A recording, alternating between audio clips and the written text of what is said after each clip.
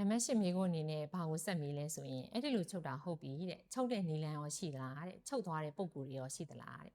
ဆိုလိုတာကချုပ်တဲ့နီလန်ရှိသလားဆိုတာကကျင့်တဲ့ကျင့်စဉ်ကိုမေးတာဖြစ်ပါတယ်ကျင့်စဉ်ကဘယ်လိုကျင့်တာလဲပေါ့နော်ချုပ်သွားတဲ့ပုံကိုယ်တွေရောရှိသလားဆိုတော့အဲ့ဒီကျင့်စဉ်ကိုကျင့်သုံးနေတဲ့ပုံကိုယ်တွေရှိလားကျင့်ပြီးသွားတဲ့ပုံကိုယ်တွေရှိသလားလို့မေးတာဖြစ်ပါတယ်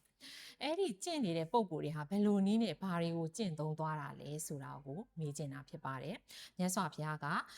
ကျင့်စဉ်နဲ့ပတ်သက်ပြီးပထမဦးဆုံးဘာကိုဟောလဲဆိုတော့အာယုန်တရားကာမဂုဏ်တရားတွေပေါ်မှာတက်မှတ်မှုကိုပထမဖယ်ရှားပါတဲ့ဆိုလိုတာကယုံနံတွေဆိုတာဒီဒုက္ခတွေငြိမ်းသွားအောင်လုပ်မယ်ဆိုရင်ယုံနံတွေဆိုတဲ့ဒီဒုက္ခတွေငြိမ်းသွားအောင်လုပ်မယ်ဆိုရင်အရေးကြီးဆုံးအချက်ကမျက်စိကမြင်ရတဲ့အာယုန်တွေပေါ်မှာမတက်မနဲ့နားကကြားရတဲ့အသံတွေပေါ်မှာမတက်မနဲ့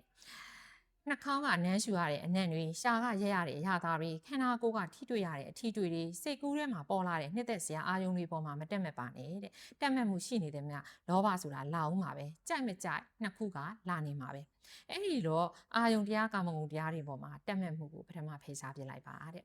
နောက်အဲ့ဒီအာယုန်တရားကာမဂုဏ်တရားတွေကိုဖယ်ရှားပြီးလို့ရှိရင်စိတ်ထဲမှာအညစ်အကြေးတွေရှိတယ်ကျမတို့ရဲ့စိတ်ထဲမှာလောဘတွေဒေါသတွေမောဟတွေမာနတွေအိတ်တာမစ္စရိယတွေခိနာမိတ်တာတွေစတဲ့စိတ်အညစ်အကြေး14မျိုးရှိတယ်အဲ့ဒီစိတ်အညစ်အကြေးတွေကိုဖယ်ရှားတုတ်တင်ဖြစ်ပါတဲ့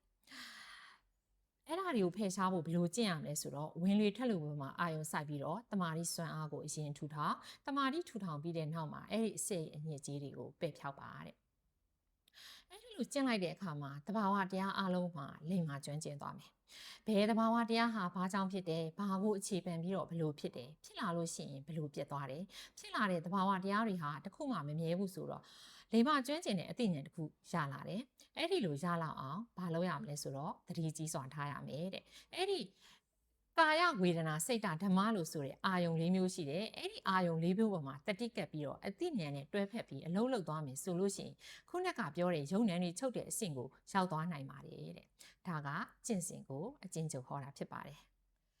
မြတ်စွာဘုရားဟောလိုက်တဲ့ကျင့်စဉ်ကိုပြန်ကြည့်မယ်ဆိုရင်အချက်၃ချက်ပါဝင်တာကိုတွေ့ရတယ်ပထမအချက်မှာကာမအာယုန်တွေပေါ်မှာမတက်မရဘူးကာမဂုဏ်အာယုန်တွေကိုဖယ်ရှားဖို့လုပ်ရမယ်ဘယ်လိုဖယ်ရှားရမှာလဲ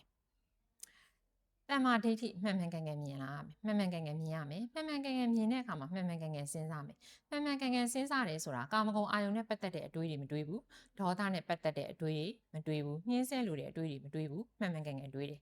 ဒါကမဂ္ဂင်၈ပါးအကျင့်တရားပဲဖြစ်တယ်ကာမဂုဏ်အာယုန်တွေပေါ်မှာတက်မှတ်မှုမရှိအောင်မဂ္ဂင်၈ပါးနဲ့ထိန်းရမယ်အဲ့လိုထိန်းတဲ့နေရာမှာပထမဦးဆုံးသီလမဂ္ဂင်တွေဖြစ်တဲ့တမ္မာဝါစာတမ္မာကမ္မန္တာတမ္မာအာဇီဝသီလမဂ္ဂင်၃ပါးကိုအရင်တည်ဆောက်ပြီးတဲ့အခါမှာစိတ်တွေကာမဂုဏ်အာယုံဘက်မရောက်အောင်တမ္မာဝါယာမကထိန်းပေးတယ်။နောက်တစ်ခုတမ္မာတတိကကြတော့အဲ့ဒီထိန်းတာကိုညှိပေးတယ်။တမ္မာအဓိကသမထအာယုံတစ်ခုတည်းပေါ်မှာငြင်းအောင်လုပ်ပေးထားတယ်။တမ္မာသင်္ကပ္ပကမှန်မှန်ကန်ကန်စဉ်းစားတယ်။အဲ့လိုစဉ်းစားတဲ့အတွက်ကြောင့်တမ္မာဒိဋ္ဌိကမှန်မှန်ကန်ကန်မြင်လာတယ်။ဒီမဂ္ဂင်၈ပါးအကျင့်တရားကိုပဲမြတ်စွာဘုရားကဟောကြားထားတာဖြစ်ပါတယ်။ကာမဂုဏ်အာယုံတွေပေါ်မှာမတက်မဲ့အောင်ကြိုးစားဖို့အတွက်နောက်နံပါတ်2အချက်မှာစိတ်ရဲ့အညစ်အကြေးတွေမဖြစ်စေနဲ့စိတ်ရဲ့အညစ်အကြေးတွေကိုဖယ်ရှားတုတ်တင်ဖို့အဲ့ဒီနေရာမှာလဲတမ္မာဒိဋ္ဌိကဥဆောင်ပြီးတော့ပေးလိုက်တဲ့အခါမှာစိတ်ထဲကအညစ်အကြေးတွေတုတ်တင်ဖယ်ရှားပြီးဖြစ်သွားမှာဖြစ်တယ်။နံပါတ်3အချက်မှာကျတော့တဘာဝတရားတွေကိုအမှန်ကျွမ်းကျင်တဲ့အသိဉာဏ်ရှိအောင်လုပ်ရမယ်။ဒီလိုအသိဉာဏ်ရှိဖို့အတွက်ဘာတွေကိုအထောက်အကူယူရမလဲဆိုတော့တတိကြီးကြီးနဲ့လုပ်ပါဆိုတာကလည်းမဂ္ဂင်၈ပါးအကျင့်တရားကိုဟောတာပဲဖြစ်ပါတယ်။အဲ့လိုကြင်ကြံကြိုးကိုအားထုတ်မယ်ဆိုရင်တဲ့ရုံဏ်တွေအပိသက်ချုပ်သွားမယ်ဖြစ်တဲ့နိဗ္ဗာန်ကိုမျက်မှောက်ပြုနိုင်ပါလိမ့်မယ်လို့ဟောပါတယ်။မြတ်စွာဘုရားက